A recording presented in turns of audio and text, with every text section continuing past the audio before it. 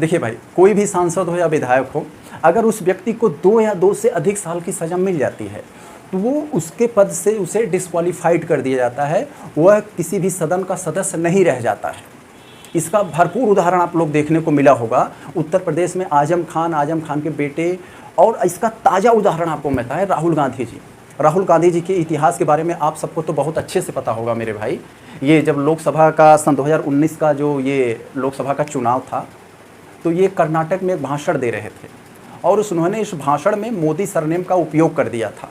यानी कि कहा कि ये जो गरीब जनता की काढ़ी कमाई हुई रुपया है, इस रुपया को लेकर भागने वाले ललित मोदी, नीरव मोदी और तमाम कई ऐसे जो मोदी हैं, तो हमें समझ नहीं आता कि पैसा लेकर भागने वाले चोरों के नाम में मोदी क्यों लगा हुआ है। तो यही उनके लिए काल बन गया।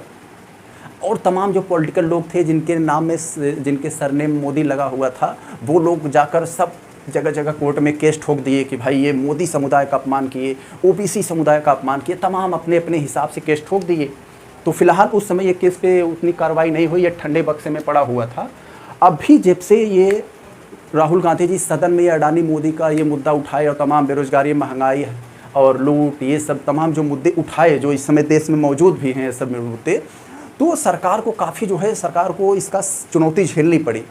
तो भाई हर कोई जो सरकार जो होती है सोचती है हम किसी का फ़ायदा उठाएं, चाहे कांग्रेस हो सत्ता में आएगी तो भी अपना फ़ायदा उठाएगी, बीजेपी है तो भी उठा रही है। तो आप लोग को पता होगा राहुल गांधी जब से अपना ये भारत जोड़ो यात्रा निकाले हैं, तब से उनके व्यक्तित्व में काफ़ी ज़्यादा सुधार हुआ है। उनकी लोकप्रियता का ग्राफ बहुत तेज़ी से बढ़ा है, ये आप सबको पता होगा। और उस सदन में जिस तरह से सरकार के ऊपर बरस रहे थे, हमला बोल रहे थे मेरे भाई, वो देश में बहुत बड़ा संदेश जा रहा था, सरकार हिल जा रही थी, आप मानिए ये। तो सरकार लगा भाई इनको किसी तरह से साइड करना ही होगा, तो अपना दिमाग लगाया। तो उसी केस का उपयोग करके ये गुजरात हाई कोर्ट ने इनको 2 साल की सज़ा सुनाई और इनकी सदस्यता निरस्त कर दी गई, इनका बंगला उंगला सब खाली करा लिया गया। तो यही देखिए, यही अपने देश की लोकतंत्र की सबसे बड़ी खूबसूरती है। लोकतंत्र का लिए ये होना भी चाहिए। ये क्या हुआ, फिर ये हाई कोर्ट गए, सुप्रीम कोर्ट गए और सुप्रीम कोर्ट ने इस पर अपनी 3 जजों की पीठ के माध्यम से सुनवाई किया और उन्होंने बताया कि हाँ भैया, ये जो 2 साल की सज़ा मिली है, ये मानहानि के केस में ये सज़ा बहुत ज़्यादा है। और गुजरात हाई कोर्ट ये बताए कि यह सज़ा क्यों मिली है, ये 2 साल की सज़ा कितनी मिली है। इतनी बड़ी तो वो इतना बड़ा वक्तव्य था नहीं, इतना बड़ा अमर्यादित भाषा था नहीं।